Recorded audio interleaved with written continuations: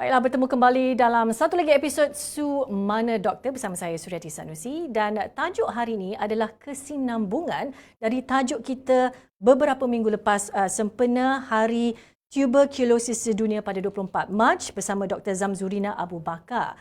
Hari ini kita hendak bercerita tentang penyempitan saluran pernafasan akibat TB. Setahu kita, bila kita cerita pasal TB, selalunya kita kaitkan dengan paru-paru, tetapi ada juga kes baru-baru ini menyebabkan penyempitan saluran pernafasan akibat TB.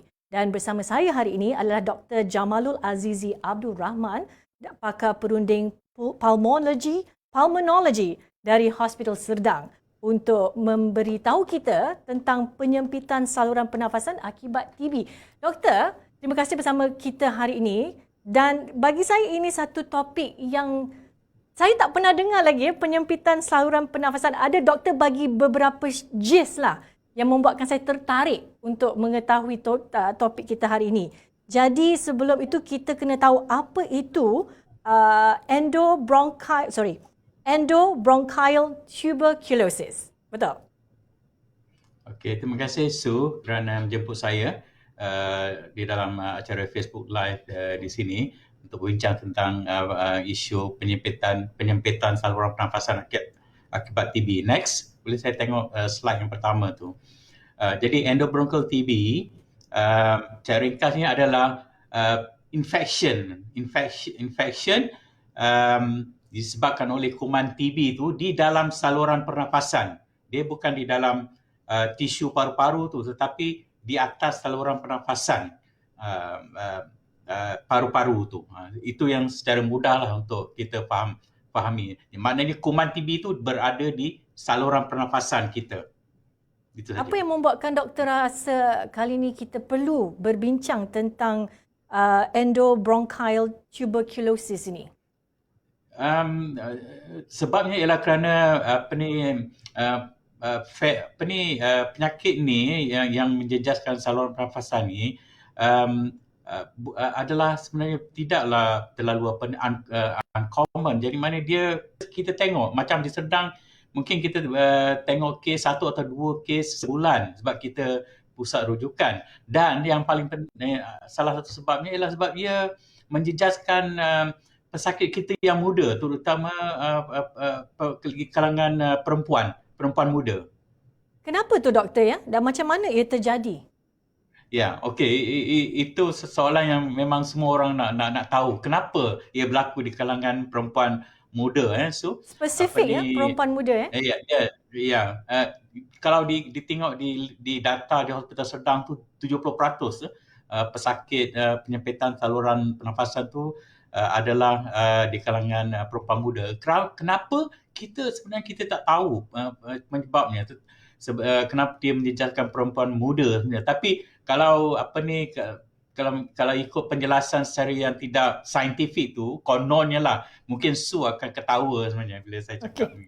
Okey, kononnya orang perempuan muda ni malu nak meludah.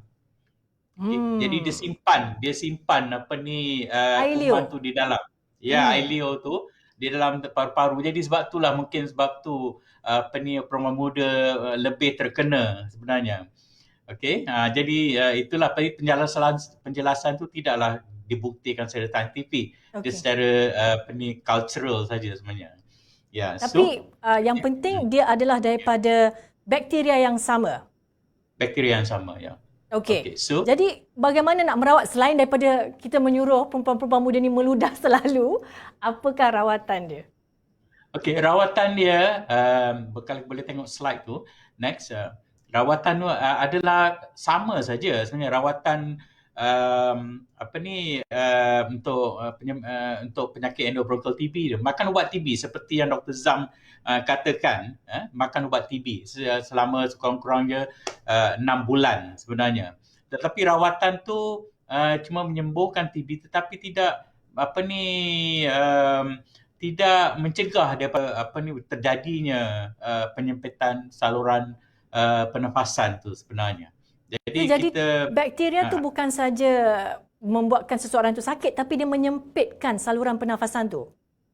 ya, dia adalah komplikasi daripada daripada penyakit TB endobronchial tu sebenarnya. Jadi walaupun kita ubat TB tu boleh menyembuhkan um,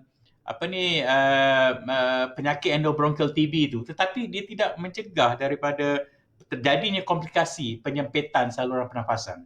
Sebelum tu Doktor, saya Next. lupa nak tanya, Ya. simptom-simptom yang TB, penyempitan saluran pernafasan akibat TB ni, apa simptom-simptom dia? Simptom dia sama seperti simptom asma sebenarnya. Seperti yang mungkin orang kita faham, wheezing. Wheezing itu salah satu simptom asma. Sudah tentu berlakunya berbunyi, pernafasan berbunyi macam bunyi asma. Jadi setengah penyakit perempuan muda ni dia orang mungkin disalah diagnosa sebagai asma sebab dia ada wheezing. Tapi apabila kita tanya lagi lebih lanjut, mungkin pesakit perempuan ni akan mengatakan mereka pernah kena TB dulu. Kita sentiasa selalu saya tengok perkara sedemikian. Pesakit perempuan muda dirawat seperti asma, tapi apabila tapi tidak sembuh, tidak baik. And then apabila kita tanya lagi, ada pernah kena penyakit TB? Ya. And then barulah kita tahu yang diagnose penyakit. Dan bila doktor kata wanita muda tu, lingkungan umur antara berapa ke berapa? Antara 20 hingga 30-an macam tu. Muda, sangat muda. Ya, muda, sangat muda ya. And then kita pernah tengok kes yang masih dalam rawatan lagi terkena penyempitan saluran pernafasan. Belum habis lagi rawatan, kena penyempitan saluran dan penyempitan saluran airway stenosis, dan kita terpaksa menjalankan rawatan dia. Okey, rawatan dia tadi doktor ada cakap kita ambil pil-pil yang dicadangkan oleh Dr. Zam seperti yang Dr. Zam pernah berbincang sebelum ni, dan ada juga cara-cara lain. Okey, rawatan untuk penyempitan saluran pernafasan akibat TB ini bukan dengan rawatan mengambil ubat TB. Okey. Rawatan dia boleh kita tengok next slide. Rawatan dia yang ini secara dalam keadaan situasi yang ideal, pembedahan surgical resection adalah yang terbaik, tetapi dalam secara realitinya banyak kes yang tidak sesuai untuk dirawat secara pembedahan. Next slide. Jadi kita selalunya menjalankan prosedur yang seperti yang ditunjukkan tu, dan ini dilakukan oleh bukan pakar bedah tetapi pakar pulmonologi, pakar paru-paru yang bertauliah, sebab bukan semua pakar pulmonologi boleh buat prosedur ni. Yang ada bertauliah, yang ada credentialing saja yang boleh buat. Jadi next slide, saya boleh tunjukkan secara ringkasnya apa yang kita buat. Boleh jalankan video ni. Kita ada video sebentar lagi kita akan mainkan video dan doktor boleh cerita apa yang sedang berlaku. Okey, contohnya kes ni kalau kita tengok kan, saluran pernafasan dia begitu kecil tu. Okey, boleh fast forward sikit video ni. Okey, and then kita akan terlalu fast forward. Jadi yang ini ialah yang ni kita gunakan satu tube untuk membesarkan saluran pernafasan kecil tu. Kita korek-korek and then lepas tu kita letak ubat ni yang dipanggil Mitomycin C yang kita rendam dengan cotton bud tu kita rendamkan dengan ubat dia, and then kita akan letakkan di saluran pernafasan tu supaya untuk mengelakkan penyempitan tu berlaku. Macam ni kita letak di atas saluran pernafasan tu sebenarnya. Selepas kita bukakan dia punya saluran pernafasan. Inilah yang kita buatlah sebenarnya. Okey. Jadi penyempitan saluran pernafasan ni it's irreversible ke doktor? boleh dikatakan irreversible lah. Jadi kita kita buat rawatan tu, menjalankan prosedur tu untuk membesarkan sedikit saluran pernafasan tu. Next, boleh saya tunjukkan slide rawatan kaedah lain. Next slide. Ni saya dah tunjuk. Stent. Ini kaedah stent. Stent tu apakah stent? Stent ialah satu alat yang digunakan untuk untuk memastikan saluran pernafasan tu sentiasa terbuka. Boleh tengok slide salah satu kes video-video ni semuanya adalah pesakit daripada hospital sedang. Kalau tengok tu kan macam ni, macam hampir tidak ada lubang kan. Jadi kita buka lubang tu, okey, saluran pernafasan tu, fast forward. Jadi kita pakai balon tu, sekarang dah terbuka kan. Okey, fast forward. Saya nak tunjukkan. Jadi ini yang kita letakkan stand. Okey, di dalam saluran pernafasan tu supaya saluran pernafasan sentiasa terbuka selepas kita buat prosedur tu. Next slide. Ada kaedah lain. Rawatan secara laser pun kita gunakan. Next slide. Saya tunjukkan video. Ini kes yang kita buat di Serdang. Boleh tunjukkan video tu balik? Boleh fast forward tak? Saya nak tunjukkan sinaran laser tu.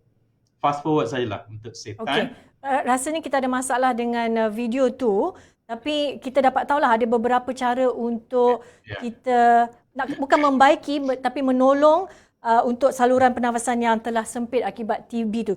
Jika seseorang tu tidak melakukan apa-apa rawatan, apakah akibatnya nanti? Okey, jadi kita secara logik kan kita senang nak faham apa akan berlaku jika penyempitan saluran pernafasan tu tidak dirawat kan. Jadi saluran pernafasan tu dah sempit, sudah tentu pesakit akan sentiasa berasa semput sebenarnya, macam asma.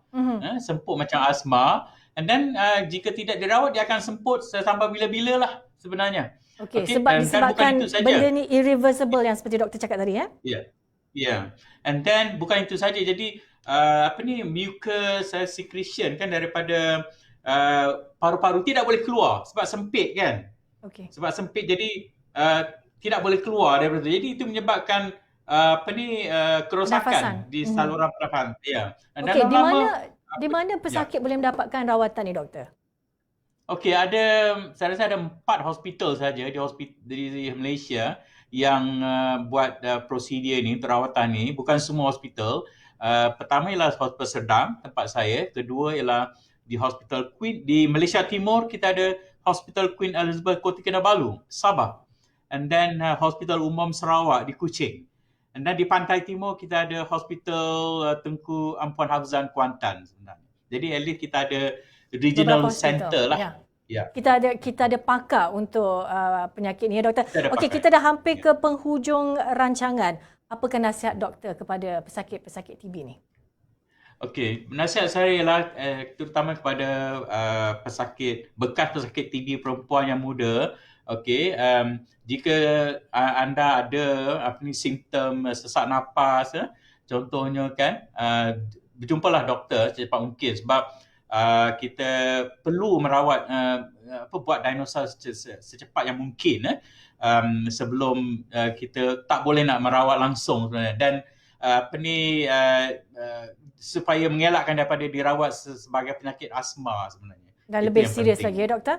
Okey, terima kasih Dr. Jamalul Azizi Abdul Rahman, pakar perunding pulmonologi dari Hospital Serdang, berbincang tentang penyempitan saluran pernafasan akibat TB. Dan itu saja daripada saya. Jangan lupa register program imunisasi COVID-19 kebangsaan, daftar di MySejahtera, lindung diri, lindung semua. Sekian dah saja daripada saya.